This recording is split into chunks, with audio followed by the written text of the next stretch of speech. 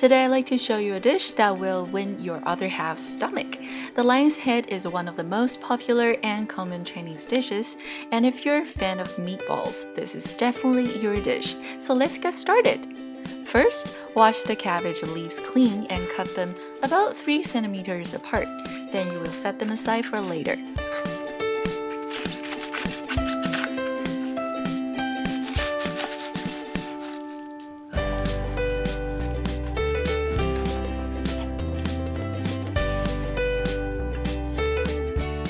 Then we will slice some ginger. The ginger will be cooked with the cabbage, so I usually use about 4 to 5 slices for a whole cabbage. Take a bowl and set them aside for later. Next, take about 2 dried black fungus and soak them in water for about 5 to 10 minutes. They do expand a lot, so 2 for this recipe will be enough. Make sure that all of the fungus are wet, set them aside, and we will need them later. Then we will chop some onions. I'm using about half of a small onion. However, if you happen to be out of onions at home, you can also use green onions instead. And we have one last thing to chop, that is our fungus. There will be these what I call heads.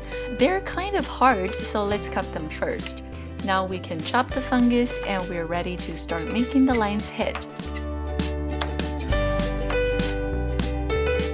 This next part is my favorite part. Take a chunk of tofu and make a fist, and just smash it as much as possible. It's really a great way to release some rage if you like punching, just kidding, but it is fun to mash tofu with my bare hand. The function of the tofu is really to make the meatballs tender, so you can adjust the ratio of the tofu and pork to your liking. So when that's all done, now it's time to add the ground pork. Mix the ground pork and the tofu well, and now we will add the rest of the ingredients and seasonings. So other than the chopped onions and fungus, we will add 1 egg. For seasonings, I'm using this Shao Hsing wine for added flavor. You can replace it with normal cooking rice wine, or if you don't have any Chinese cooking wine, you can use sake instead. Then add some soy sauce, white pepper powder, sesame oil, and a little bit of salt.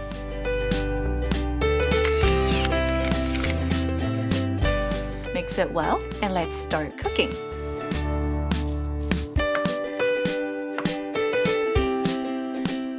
So first, start a pot with cooking oil on high heat.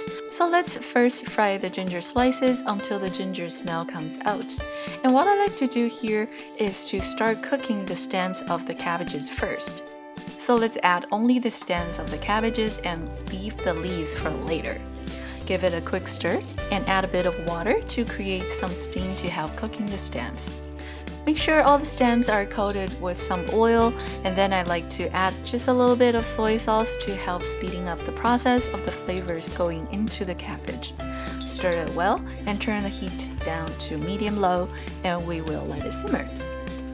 So while the cabbage is cooking, we need to deep fry the meatballs or the lion's heads. But today I will pan fry them instead. Start the pan on medium-high heat. While the oil is heating up, let's make the lion's heads. So scoop a spoonful of ground pork mix, put it in the palm of your other hand, pick it up with the spoon and throw it back into your palm. Repeat this with firm throws so it increases the stickiness of the meat and firms up the meatballs. When it feels nice and firm, shape it into a bowl and put it in the pan to fry, which should be hot by now.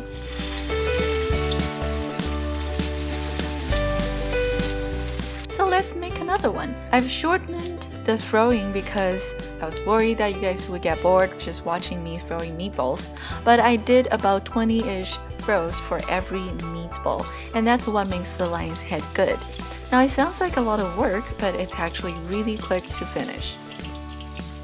And just a little side note here, if you're actually deep frying the meatballs, the colors would be more even. The pale looking sides in mine are really because they get the least contact with the oil. So then keep frying them until they're nice and golden brown, then scoop them out and put them into the pot with the cabbage. When they're all in, cover them with the cabbage leaves. The leaves get cooked really easily, so if we were to cook them from the very beginning, they would be really soggy by now. Cover the lid and let it cook for about 20 minutes or so, and there you have it! Enjoy this delicious dish that will definitely win your partner's stomach.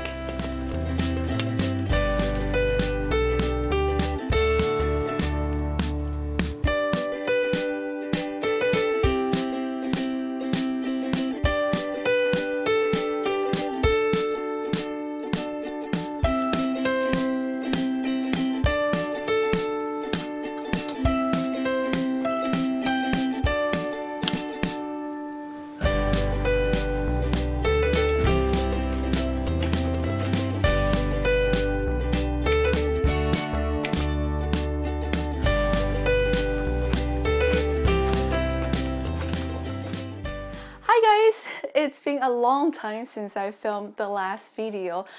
This is actually the first cooking video I'm doing since we got back from the trip. So for me, it's been a long time. It's been about a month.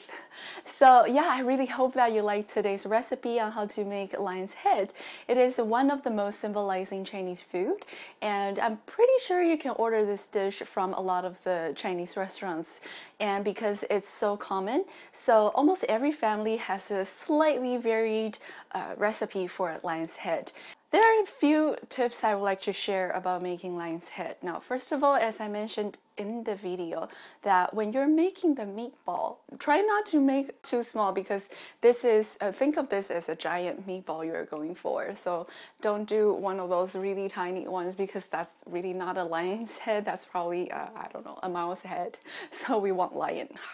So that's what you want to do, and try to, my tip is that when you're throwing the meatball in your palm, when you get closer to your palm, do that quick force. So that way you actually don't need to raise your hands so high. And second of all, when you don't have to raise your hand so high, you're not risking the meatball flying elsewhere.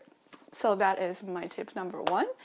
The second thing is not so much of a tip, it's more like a personal alteration of the recipe. So sometimes I feel like deep frying just uses a lot of oil, and I don't feel like using that much oil because I don't like reusing my oil after deep frying things in it. And also, it's another extra step that takes quite a while. So sometimes I don't do that. So sometimes I just put the meatballs directly in the napa pot to cook. And yeah, so they will come out pale, as you can see the pictures.